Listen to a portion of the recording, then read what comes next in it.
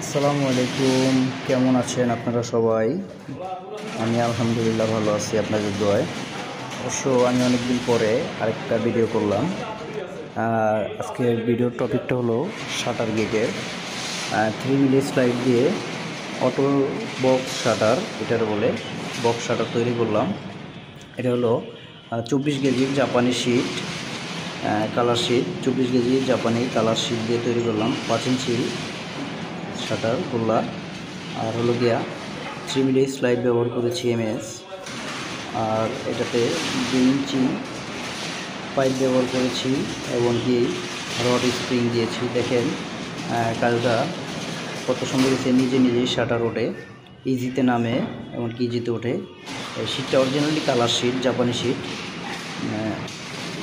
আপনাদের কাছে কেমন লাগে অবশ্যই কমেন্ট করে জানিয়ে দিবেন। এমনকি কেউ যদি আমাদেরকে দিয়ে শাটার গেট তৈরি করতে ইচ্ছুক হন, অবশ্যই আমাদের সাথে যোগাযোগ করবেন। এবং আমার ভিডিওটি ভালো লাগলে আমার পেজটিকে, ইউটিউব চ্যানেলটিকে সাবস্ক্রাইব করে দিবেন। এমনকি আপনার